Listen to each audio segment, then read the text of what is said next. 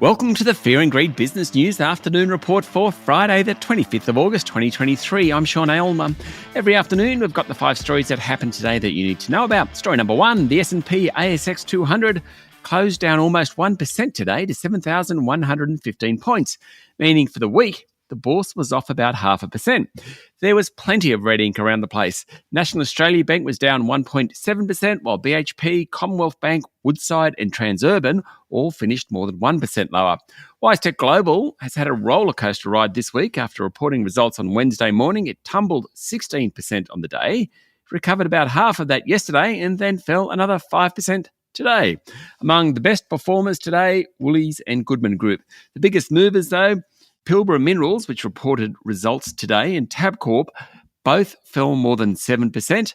On the other side of the coin, Iress jumped more than 9%. Story number 2, Wesfarmers posted an 18% rise in full-year sales to $43.6 billion, ahead of market expectations thanks to strong performances from Bunnings and the Kmart Group. Net profit was up 5% to $2.5 billion for the year ending 30 June. Boss Rob Scott said the results demonstrate the strength of the group's operating model and the quality of the portfolio. Now, Wesfarmers is one of the few remaining conglomerates with businesses across retail, health, and chemicals, energy and fertilisers. Sales at hardware giant Bunnings gained 4%. Mr. Scott said shoppers are still pursuing small-scale DIY home improvement projects, but they're more cautious in making big-ticket purchases. Kmart Group, which also includes Target, posted a 17% jump in sales. Mr. Scott warned that general inflation remains elevated and cost pressures are persisting, despite moderation in raw material and international freight costs. Wesfarmers' chemicals, energy and fertilisers business posted a 9% jump in sales. All in all, the company's share price finished up nearly 3%. Given the market was down 1%, that's a pretty good day. Story number 3, election officials have knocked out complaints from opposition leader Peter Dutton that crosses marked on ballot papers will not be counted as no votes in the upcoming Voice to Parliament referendum. In an unusually strongly worded rebuttal, the Australian Electoral Commission said much of the commentary over the use of ticks and crosses was factually incorrect and based on emotion, according to a report in the Financial Review.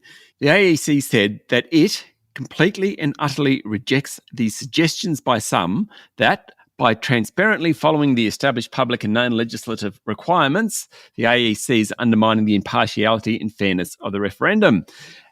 And I quote, as has been the case at every electoral event, the AEC remains totally focused on electoral integrity. Now, when Australians are given their ballot paper for the referendum, they'll be instructed to write yes if they support changing the Constitution or no if they're opposed. There is a single box to record their vote. Electoral Commissioner Tom Rogers said this week a tick in the box instead of a word would be counted as a yes vote, but a cross would not be accepted as a formal no vote.